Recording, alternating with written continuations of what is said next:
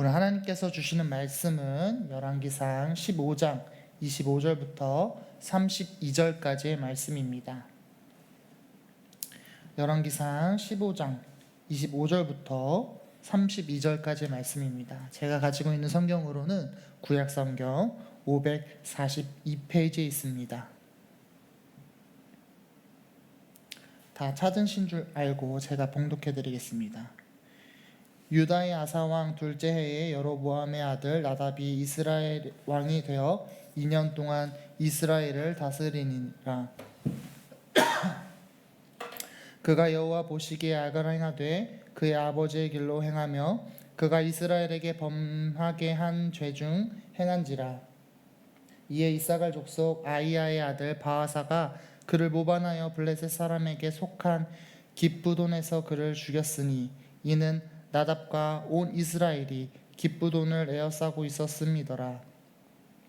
유다의 아사왕 셋째 해에 바하사가 나답을 죽이고 대신하여 왕이 되고 왕이 될 때에 여로보암의 온 집을 쳐서 생명 있는 자를 한 사람도 남기지 아니하고 다 멸하였는데 여호와께서 그의 종 실로 사람 아이야를 통하여 하신 말씀과 같이 되었으니 이는 여로보암이 범죄하고 또 이스라엘에게 범죄하게 한 죄로 말미암이며 또 그가 이스라엘의 하나님 여호와를 노엽게 한 일 때문이었더라. 나답의 남은 사적과 행한 모든 일은 이스라엘 왕 역대 지략에 기록되지 아니하였느냐? 이 아사와 이스라엘의 바사 왕 사이에 일생 동안 전쟁이 있으니라. 아멘. 오늘은 예수님처럼이라는 말씀의 제목을 가지고 은혜를 나누고자 합니다. 사람들은 이 성공한 사람들의 생각 또는 습관, 태도 등을 집중하고 있습니다. 왜냐하면 그들의 무엇이 성공을 이끌어냈는지 궁금하기 때문이죠. 그리고 자기 개발을 위해서 그들의 생활 습관, 태도, 그리고 행동 양식을 이 모델로 삼기도 합니다. 마치 그것을 성공의 공식으로 삼는 것이죠. 이처럼 하나님을 믿는 백성들에게도 영적인 모델이 필요합니다. 오늘 말씀을 통해서 우리가 닮아가야 하는 모델은 누구인지 살펴보았으면 좋겠습니다. 오늘 본문 말씀은 이 여로보암의 아들 나답이 북이스라엘의 왕이 되었을 때입니다. 나답이 어떤 왕이었는지에 대한 평가가 26절에 나와 있습니다. 오늘 15장 26절을 제가 읽어드리겠습니다. 그가 여호와 보시기에 악을 행하되 그의 아버지의 길로 행하며 그가 이스라엘에게 범죄하게 한 그 죄 중 행한지라. 이 열왕기에서 왕들을 판단할 때 사용되는 기준이 있습니다. 그들의 출신이나 배경, 인간적인 업적보다는 하나님과 올바른 관계를 유지하였는가, 이거에 대해서 집중하고 있습니다. 두 명의 대표적인 인물로 비교를 하는데요. 그중 하나는 여로보암이고 또 하나는 다윗입니다. 이 열왕기를 읽는 동안 계속해서 이러한 표현들을 발견하게 될 것입니다.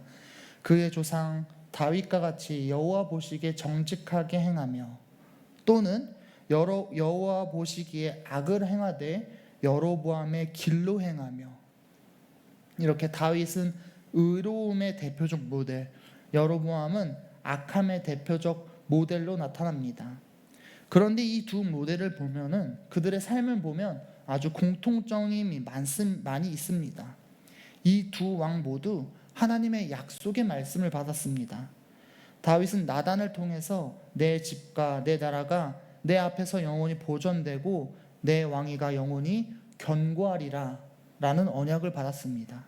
여로보암은 아이야를 통해서 내가 명령한 모든 일에 순종하고 내 길로 행하여 내 눈에 합당한 일을 하여 내 종 다윗의 행함같이 내 율례와 명령을 지키면 내가 너와 함께 있어 내가 다윗을 위하여 세운 것 같이 너를 위하여 견고한 집을 세우고 이스라엘을 내게 주리라 라고는 말씀과 함께 10지파를 약속받았습니다. 또한 이 두 왕은 모두 하나님께 쓰임받는 왕이었습니다. 다윗은 하나님의 나라를 세우는 데 있어서 기초가 되었고요. 여로보암은 솔로몬과 그의 아들 르호보암에 대한 하나님의 심판 도구로 사용되었습니다. 또한 두 왕은 실패를 경험했습니다. 다윗은 밧세바를 취하여 하나님 앞에 범죄하였고 여로보암은 우상을 세움으로써 하나님 앞에 범죄하였습니다. 그로 인해서 선지자들에게 책망을 듣게 되었죠. 그리고 이 두 왕 모두 자신의 아들이 죽게 됩니다. 이처럼 그들의 삶은 크게 다르지 않습니다. 그러나 이 열왕기에서 두 왕이 완전 대비되는 삶의 모델로 평가받는 이유는 무엇일까요? 그것은 회개에 있습니다. 다윗은 죄를 회개하여 하나님께로 돌아가 의로움의 대표적인 모델이 되었고 여로보암은 죄를 돌이키지 않아서 악함의 대표적 모델이 되었습니다. 오늘 본문에서도 열왕기 저자는 나답을 평가하기를 그의 아버지 여로보암의 길을 따랐다고 합니다. 그러면서 나답이 몰락한 본질적 이유가 그가 그의 아버지였던 여로보암의 길을 행하여 죄악을 범죄했기 때문이라고 분명히 밝히고 있습니다. 하나님께서는 나답의 아버지인 여로보암의 죄를 보셨고 그에 대해서 합당한 심판을 미리 예언하셨습니다. 그의 왕조가 끊어지고 그의 가문이 진멸되리라는 심판입니다. 실제로 바하사를 통해서 나답과 여로보암의 모든 사람들이 죽게 됩니다. 그러나 나답이 하나님의 심판을 받은 것은 여로보암에게 주어졌던 심판 때문이 아니라 여로보암의 길을 똑같이 행하여서 받은 것입니다. 만일 나답이 아버지의 죽음을 보고 아버지의 그 하나님께 심판받는 모습을 보고 다윗을 모델로 삼아 신앙을 회복하고 죄를 멀리했다면 그가 아무리 여로보암의 아들일지라도 하나님의 심판을 피했을 것입니다. 동시대의 유다를 통치했던 아사 왕을 보면 똑같은 상황이지만 다른 결과를 볼 수 있습니다. 아사 왕의 선대 왕이었던 솔로몬, 그리고 그의 아들 르호보암, 또 그의 아들 아비암을 보면 하나님 보시기에 악했던 왕입니다. 그래서 바사 왕도 그 죄를 되물림 받을 수 있었죠. 그러나 아사는 선대 왕의 죄를 따르지 않았습니다. 우리 15장 11절에서 14절을 한번 보시겠습니다.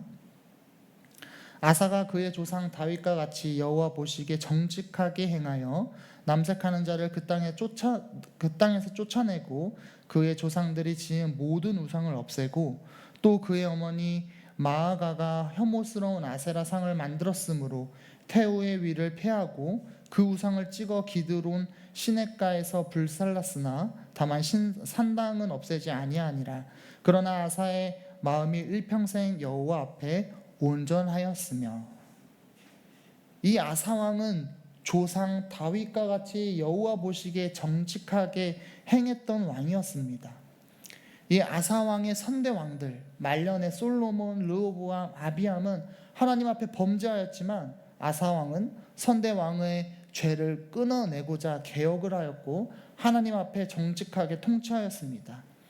아사 왕은 다윗을 삶의 모델로 삼았고 나답은 삶의 모델로 여로보암을 잡았습니다. 그렇게 결국 하나님이 말씀하셨던 것처럼 이 여로보암 왕족들이 멸절하게 됩니다. 북이스라엘과 블레셋이 전쟁하고 있는 시기에 부하였던 바하사가 나답을 암살하고 왕이 되었습니다. 하나님께서는 바하사를 사용하셔서 대를 이어 악을 행했던 나단을 심판하셨을 뿐만 아니라 이 여로보암 왕족을 멸살시키신 것입니다. 이러한 아사 왕 그리고 나답 왕의 모습에서 성도는 어떤 모델을 따라가며 살아가야 할지 알게 됩니다. 하나님의 심판에는 다른 이유가 없습니다. 내가 다윗처럼 여호와 앞에서 정직하게 살고 있는지 또는 여로보암처럼 여호와 보시기에 악하게 살고 있는지에 따라서 결정되는 것입니다. 하나님의 백성은 본받아야 할 것과 본받지 말아야 할 것을 잘 분별해야 합니다.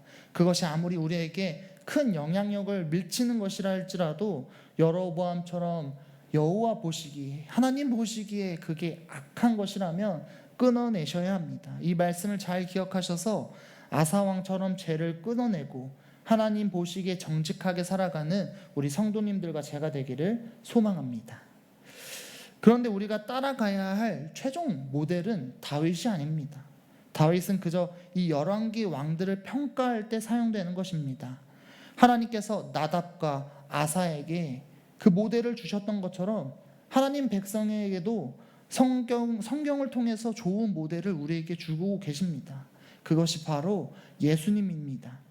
예수님께서 이 땅에 왜 오셨을까요? 첫 번째로는 로마서 5장 8절에 나와 있습니다. 우리가 아직 죄인 되었을 때 그리스도께서 우리를 위하여 죽으심으로 하나님께서 우리에 대한 자기의 사랑을 확증하셨느니라. 우리가 아직 죄인으로 살고 있을 때 우리를 향한 하나님의 사랑을 확증하시기 위해 이 땅에 오셨습니다.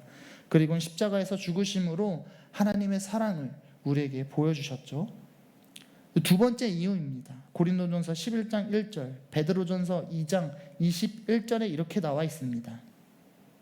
내가 그리스도를 본받은 것 같이 너희는 나를 본받는 자가 되라.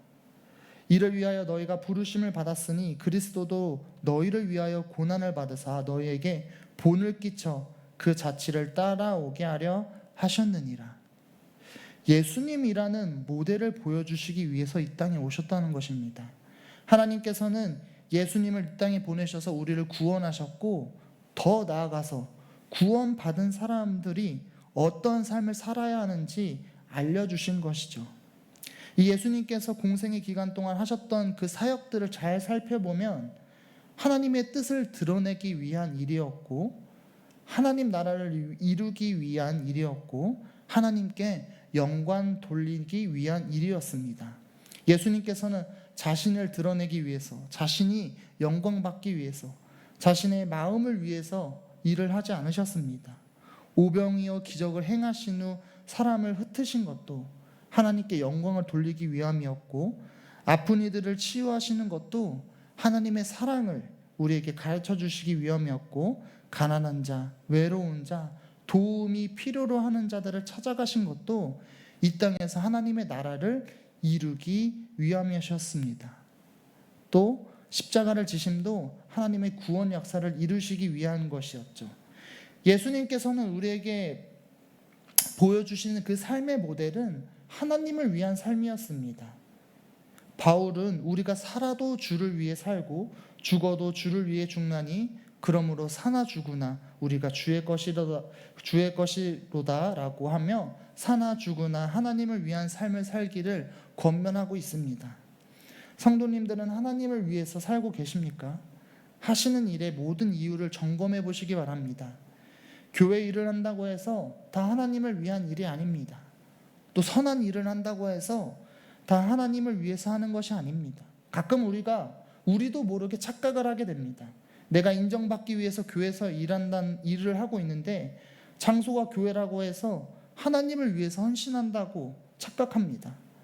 또 사람들의 관심, 눈길, 칭찬 한번 받기 위해서 다른 이들을 돕는 건데 그것이 하나님의 사랑을 전하고 있다고 착각하게 됩니다. 바리새인들이 그랬습니다.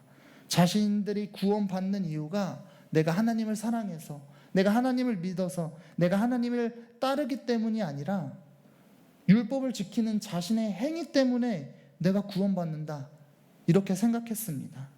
하나님의 뜻이 없는 헌신, 하나님의 사랑이 없는 봉사는 사람들에게 잠깐 칭찬받을 수는 있지만 하나님께 칭찬받거나 하나님이 그것을 보시고 기뻐하시는 일은 없습니다.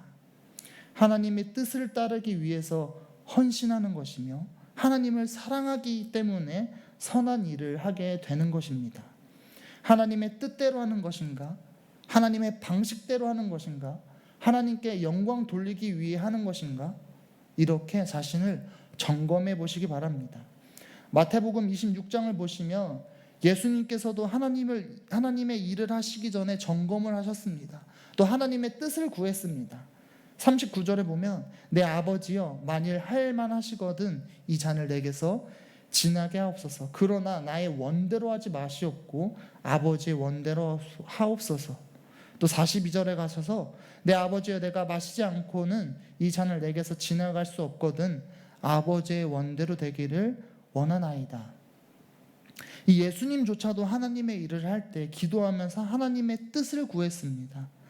이러한 예수님의 삶을 본받아 하나님의 뜻대로 교회에서 헌신하며 하나님의 뜻을 따라 이웃들에게 봉사하며 하나님의 뜻에 따라 가정에 충실하고 하나님의 뜻을 따라 세상의 빛과 소금의 역할을 감당하는 우리가 되기를 소망합니다. 그래서 하나님이 우리 수표교회를 보실 때 내가 보기에 정직하구나 라고 칭찬받는 우리가 되기를 간절히 소망합니다. 이제 말씀을 마무리하겠습니다. 제가 설교를 준비하면서 아버지 당신의 마음이 있는 곳에 라는 찬양이 떠올랐습니다. 제가 찬양의 가사를 한번 읽어드리겠습니다. 아버지 당신의 마음이 있는 곳에 나의 마음이 있기를 원해요. 아버지 당신의 눈물이 고인 곳에 나의 눈물이 고이길 원해요. 아버지 당신이 바라보는 영혼에게 나의 두 눈이 향하길 원해요. 아버지 당신이 울고 있는 그 어두운 땅에 나의 두 발이 향하길 원해요. 나의 마음이 아버지의 마음을 알아 내 모든 뜻 아버지의 뜻이 될 수 있기를. 나의 온몸이 아버지의 마음을 알아 내 모든 삶 당신의 삶 되기를. 이 예수님의 삶을 돌아보면 이 가사처럼 사셨습니다. 언제나 하나님의 시선이 있는 곳을 향해, 또 하나님의 마음이 향한 곳을 향해, 하나님의 손과 발이 놓인 곳에 예수님은 항상 계셨습니다. 우리도 찬양의 가사처럼 또 예수님처럼 하나님의 시선과 마음 그리고 손과 발이 놓여 있는 곳에 우리의 뜻과 우리의 삶이 있기를 바랍니다. 예수님처럼 살기를 결단하시고 기도하시고 구하는 이 시간이 되기를 간절히 소망합니다.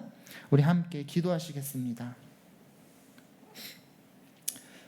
하나님, 오늘 우리에게 하나님이 보시기에 정직했던 다윗, 또 하나님이 보시기에 악했던 여로보암을 통해 두 가지 모델을 보여주셨습니다. 나답은 죄의 대물림을 받아들여 여로보암처럼 하나님 앞에 악을 행했고, 아사는 죄의 대물림을 끊어내고 다윗처럼 하나님 앞에 정직하게 살았습니다. 오늘 이 시간 우리도 죄를 끊어내므로 다윗처럼 하나님 앞에 정직하게 살고자 다짐합니다. 우리에게 친히 본을 보이신 예수 그리스도를 닮아 하나님의 뜻을 구하며 하나님의 방식대로 하나님의 일을 하기를 원합니다. 그래서 당신의 마음이 있는 곳에 우리의 마음이 있기를, 당신의 시선이 향한 곳에 우리의 시선이 향하길, 하나님의 손과 발이 놓여 있는 곳에 우리의 손과 발이 놓이길 기도합니다. 예수님처럼 살아갈 수 있도록 우리와 함께하여 주시옵소서. 오늘도 하루의 시작을 하나님께 드리는 주님의 백성들이 있습니다. 오늘 하루 이들과 함께해 주셔서 주님께서 허락하신 그곳을 작은 하나님의 나라로 세워나갈 수 있도록 하여 주시옵소서. 예수님의 이름으로 기도드립니다. 아멘. 하늘에 계신 우리 아버지여, 이름이 그렇게 여김을 받으시오며 나라가 임하시오며 뜻이 하늘에서 이루어진 것 같이 땅에서도 이루어지리다. 오늘날 우리에게 일용할 양식을 주시옵고 우리가 우리에게 죄 지은 자를 사하여 준 것 같이 우리의 죄를 사하여 주시옵고 우리를 시험에 들게 하지 마시옵고 다만 악에서 구하시옵소서. 나라와 권세와 영광이 아버지께 영원히 있사옵나이다. 아멘.